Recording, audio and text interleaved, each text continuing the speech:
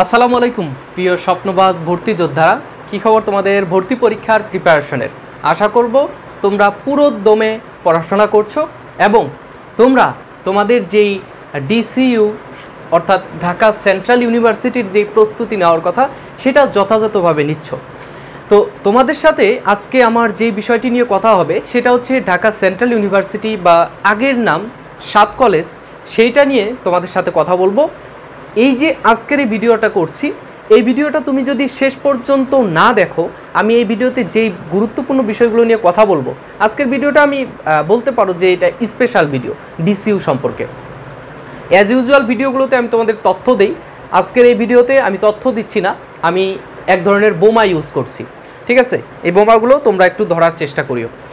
আচ্ছা, যে আমি যে বিষয়টি নিয়ে কথা বলবো, যে ডিসিইউ এর প্রশ্ন কিন্তু একটু ভিন্ন হয়। ডিসিইউ এর প্রশ্ন একটু ভিন্ন হয়, অর্থাৎ 7 কলেজের কথা বলছি। 7 কলেজের বিগত বছরের প্রশ্ন যদি তুমি খেয়াল করো তাহলে দেখবে যে এই 7 কলেজের প্রশ্নে আমরা অ্যাডমিশন ক্যান্ডিডেট যারা, তারা কিন্তু 24-25 শিক্ষাবর্ষের কথা বলছি, অন্য বর্ষেরও একই কথা, একই বিষয়, যে যারা সামনে পরীক্ষা দিবে 25-26, যারা পরীক্ষা দিয়েছিল এর আগে, তাদের ক্ষেত্রেও একই হয়েছে যে 7 কলেজের প্রশ্ন প্যাটার্ন কিন্তু ভিন্ন।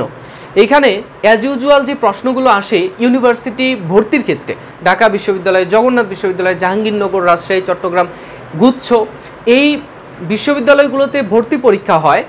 এই ভর্তি পরীক্ষাগুলোতে যে ধরনের প্রশ্ন আসে অ্যাজ ইউজুয়াল কী আসে, আইডেন্টিফিকেশন পার্টস অফ স্পিচ।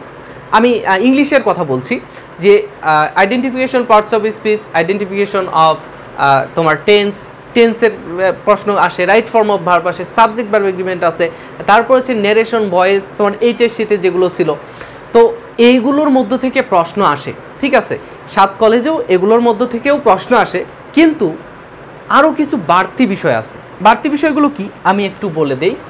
এই প্রশ্নগুলো তুমি অ্যাজ ইউজুয়াল সবখানেই পাবা না, এই প্রশ্নগুলো অ্যাজ ইউজুয়াল সব জায়গায় পাবে না। কি কি? যেমন ইংলিশ রাইটার বা অথর বলতে পারি, ইংলিশ অথর, ইএফটি, তারপরে হচ্ছে তোমার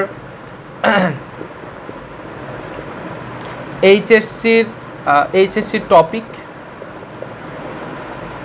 আচ্ছা দেখো, আমি তোমাদের এই ডিসিইউ এর জন্য 7 কলেজের বিগত বছরের প্রশ্নগুলো আমি সলভ করলাম, করার পরে যা দেখলাম যে তোমাদের বি ইউনিটে 25টা প্রশ্ন ইংরেজি, সি ইউনিটে 20টা প্রশ্ন, এবং আমি যদি ভুল না করি এই ইউনিটে ইংরেজি থেকে 15টা বা 15টার মতো প্রশ্ন আসে, অথবা 20টার মতো, আমার খেয়াল নেই। তো এই প্রশ্নগুলোতে বেশিরভাগ প্রশ্ন আসে ইংলিশ অথর, অর্থাৎ যারা রাইটার আছে, কবি পরিচিতি, মানে কবি পরিচিতি, লেখক পরিচিতি, এগুলো থেকে। এগুলো কিসের সাথে ইন্টারকানেক্টেড? এই যে ইএফটি বই, তোমাদের English for today, English for today যে বইটা রয়েছে সেইখানে তোমাদের কানেক্টেড। ঠিক আছে, এইখান থেকে প্রশ্ন প্রতি বছর 25টা প্রশ্নের 4টা থেকে 5টা প্রশ্ন এই দুইটা টপিক থেকেই আসে। তো এইগুলো তোমরা কিন্তু অন্যান্য বিশ্ববিদ্যালয়ের ভর্তি পরীক্ষায় পাবে না, পাবে একমাত্র ঢাকা ইউনিভার্সিটিতে। যেহেতু এর আগে 7 কলেজে ঢাকা ইউনিভার্সিটির অধিভুক্ত ছিল তোমার এই ডিসিইউ, এখন বেরিয়ে এসেছে, জানি না কতটুকু তারা এটা রিডিউস করতে পারবে। তো ঢাকা বিশ্ববিদ্যালয়ের ভর্তি পরীক্ষায় কিন্তু ইংলিশ ইএফটি বই থেকে হুবহু লাইন তুলে দেয়, হুবহু লাইন তুলে দেয়। এই যে ইংলিশ ফর টুডে বই থেকে, ইংলিশ ফর টুডে বই থেকে হুবহু লাইন তুলে দেয়। এবং এই যে ইংলিশ অথর যারা রয়েছে, যারা তোমার রাইটার, কবি সাহিত্যিক যারা রয়েছে, বিভিন্ন এইজের বিভিন্ন কবি রয়েছে, যাই হোক এগুলো এখন বেশি বিস্তারিত বলতে গেলে অনেক সময় লেগে যাবে।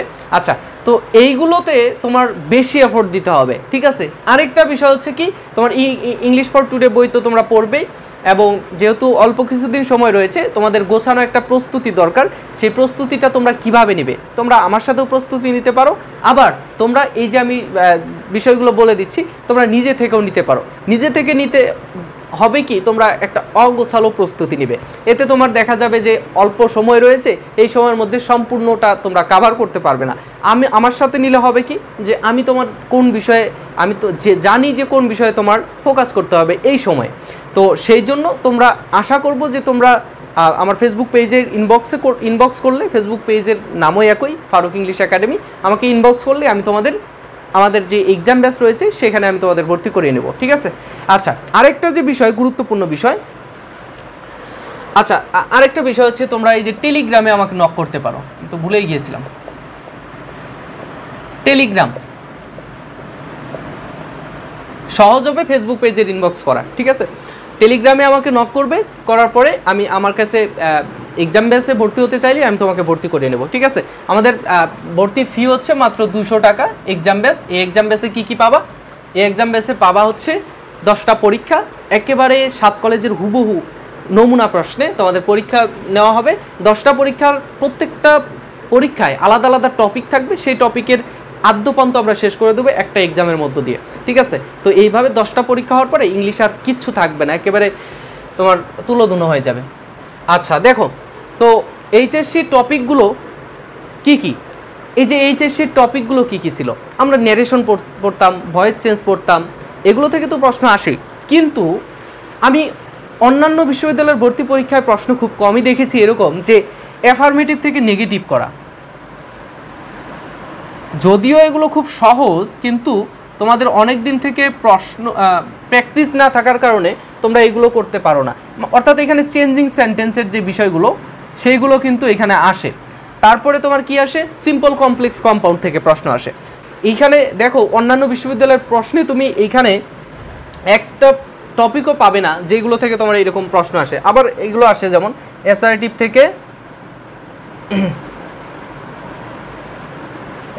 থেকে এক্সক্লামেটরি।